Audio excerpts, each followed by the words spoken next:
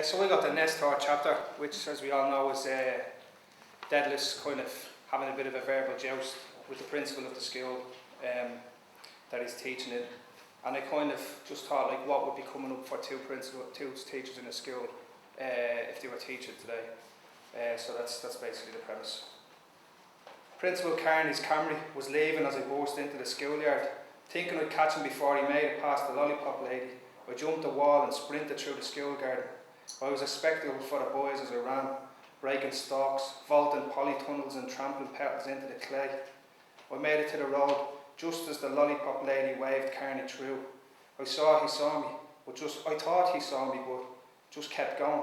My suspicion was confirmed when I caught up with him in the pub. I sniffed the bar air, that combination of possibility and beer farts. Carney saw me coming. Teachers never run, he said. Mr. Carney? Mr. Crane? I ordered a Coors Light. Carney grunted. Probably because of the brand, or more likely because I was joining him. I looked at the television. Protesters crossing the bridge in the sun, placards aloft, walking towards police lines. Carney, being good drinking stock, was on his second Guinness, bent over the point, his eyes clouded, his body weary with the weight of all the names he had to learn, all the boys he had to drag through so many years. Sitting down, he got straight to the point. I thought you were going to get back to me today. About what? About Ron Con. Ah, yeah, your boys, my boys. When they won the All-Ireland Vocational Skill Championship last year, they were his boys. I was talking to them yesterday about music. Jordan Matz, was it? Conversation with people you don't like. Such a pain in the hole, I thought. Everything's barbed, loaded. I deflected him. And aside, Mr. Carney, a tangent to keep them on track.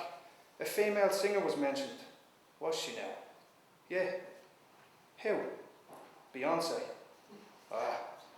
One lad said, if he had 1 hour with Beyonce, he'd leave her in a wheelchair. I watched his jaded face. No response.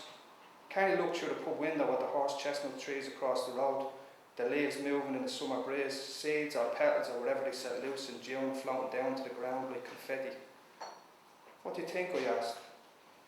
But what happened next? That's what happened. That's it. Do you not see a problem with that attitude? He squeezed the bridge of his nose and sighed. Who was it? Sergeant. Probably the best full forward this school has ever seen. He's heading for the fall, Mr. Carney. He looked at me like I was mad. I wasn't conveying it right. The Beyonce comment was the last word in a culture of male arrogance, a race to disrespect women I'd been privy to all year, that left me in fear for the honour in the hearts of young men.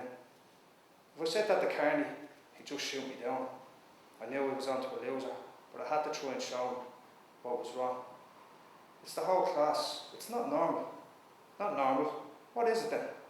I don't know. Twisted or something. Twisted. It's human nature, Crane.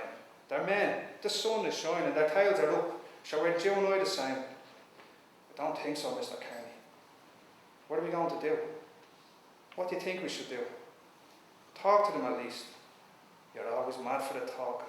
We'll talk and stop puberty assaulting their bodies. They'll be pulling the stomach out themselves no matter what you say. Sergeant is no more at risk than any other boy. When they leave school, there'll be the same amount of doorboards and the same amount of gentlemen as there always was. I don't think you'd understand where this is coming from, Mr. Carney. They're overdosing on porn. Nights spent scrolling across women spread open every way possible on screen. Mouths opened, legs opened, limbs twisted to breaking point. Everything pushed to the extreme in a culture of dominance, ownership, selfishness. You're familiar with what they're at, Mr. Crane? What he said was true. I ignored it. I don't think we need to react to this. I think we need to react to this. At least acknowledge it.